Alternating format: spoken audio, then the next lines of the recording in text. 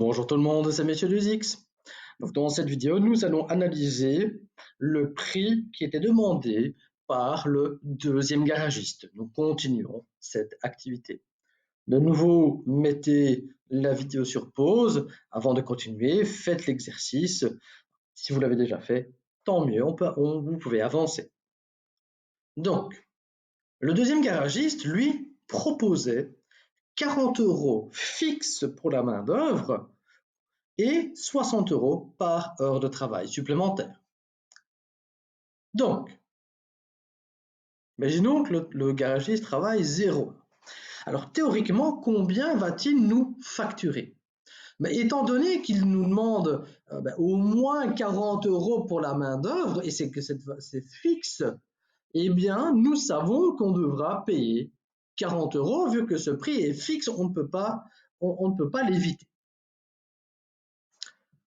S'il travaille une demi-heure, il va travailler, donc on doit à ces 40 € rajouter un certain montant dû au travail du garagiste. Combien est-ce que le garagiste demande-t-il par heure de travail? Ici, il demande 60 € de l'heure, par heure. Mais nous ne sommes intéressés que par une demi-heure.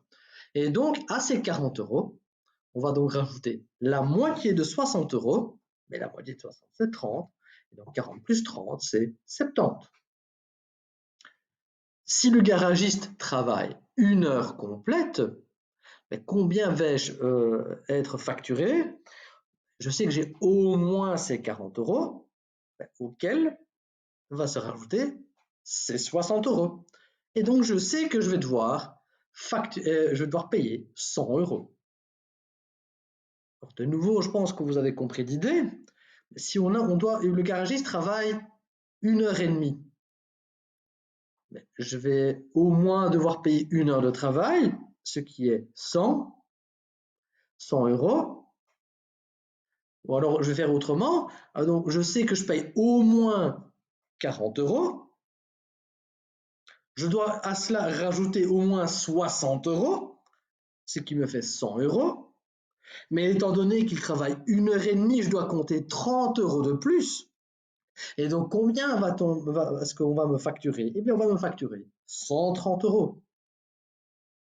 Pour 2 heures de travail, j'ai au moins ces 40 €, 60 € de l'heure.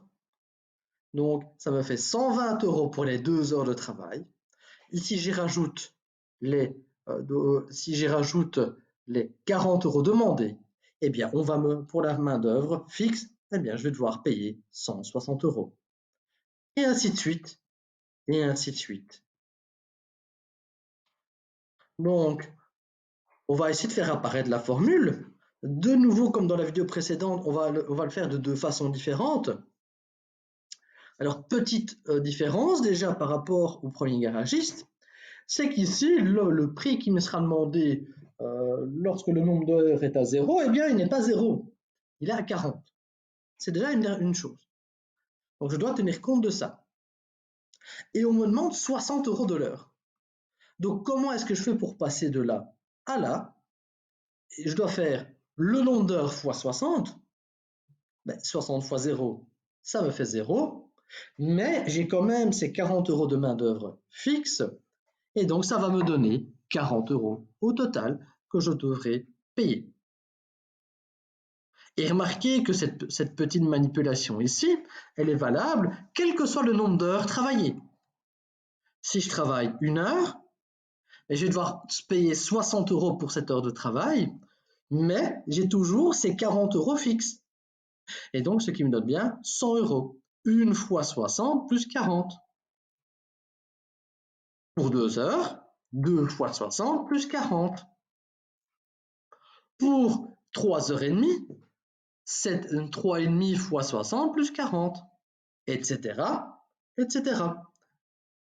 Alors, ici, on peut aussi remarquer, on peut décrire cette situation d'une autre façon.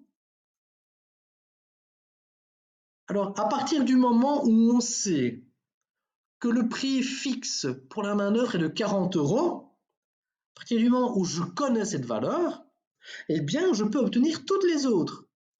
Pourquoi? Parce que chaque fois que le garagiste va travailler 1 heure de plus, eh bien, combien vais-je être facturé de plus? Eh bien, je vais être facturé de 60 € de plus. Comme affiché dans mon schéma. Chaque fois que le garagiste va travailler 1 heure de plus, eh bien, il va me rajouter 60 € sur ma facture. Et de nouveau, cette petite manipulation qui semble anodine ici, eh bien, va jouer un certain rôle après. Ce sera pour la prochaine vidéo. Alors, sur base du schéma, mais on n'avait pas forcément besoin du schéma pour trouver la réponse, eh bien, quelle sera la formule qui va permettre de calculer automatiquement le prix connaissant le nombre d'heures? Eh bien, ce sera 60 fois le nombre d'heures de travail auquel j'y rajoute les 40 € fixes. Remarquez que le 40 € fait toujours référence au prix de base ici, et le 60, ça fait référence au taux horaire, au prix que je vais payer par heure de travail. Et remarquez que le 60, ça fait référence au 60 ici et au 60 là. Et le 40, ça fait référence au prix que je paierais si le garagiste travaillait 0 heure. Alors de nouveau, combien d'inconnus ou de variables, de caractéristiques ai-je dans mon équation? Eh bien, j'en ai toujours 2. Quel est le degré de cette équation? Eh bien, c'est toujours 1. La plus haute puissance qui est présente sur le prix et sur le nombre d'heures, c'est toujours 1. Et donc, j'ai de nouveau une équation du premier degré à 2 inconnus. Sauf que comparé au premier garagiste, j'ai un coefficient plus 40 dont je dois tenir compte. Dans la situation précédente, eh bien, c'est comme si j'avais en quelque sorte plus 0. On n'écrit pas plus 0, mais ici c'est plus 40, c'est différent de 0, donc on l'écrit. Alors de nouveau, quel type de relation est-ce que ça décrit entre les deux?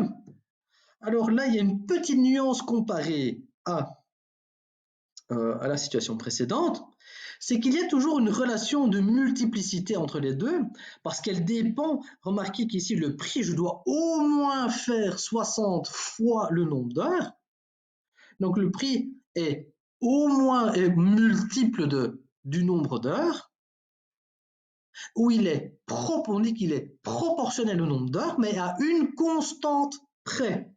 Et cette constante près, c'est ce plus 40, cette constante près. Donc, autrement dit, la relation de multiplicité, on la remarque au niveau de 60 fois le nombre d'heures. Le prix est multiple du nombre d'heures, mais à une constante près. Dans cet exemple, eh bien, cette constante fait référence au prix qu'on doit payer fixe pour la main-d'œuvre. Et donc, de manière générale, et alors c'est vraiment la deuxième et la dernière situation pour des équations du premier degré à 2 inconnus, eh bien on a plus ou moins deux types. Deux types d'équations. Soit, comme dans le premier cas, on a une relation de proportionnalité directe,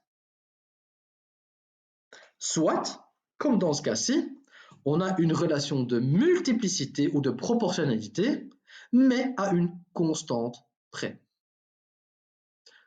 Donc voilà, j'espère que cette vidéo vous a permis de comprendre ce qu'on entend par relation de proportionnalité à constante près et le lien avec les équations du premier degré à 2 inconnus. Alors n'hésitez pas à liker la vidéo, partagez-la si vous estimez qu'elle pourrait aider quelqu'un à comprendre les équations de droite, en tout cas les bases. Sinon, je vous dis à très bientôt. Au revoir.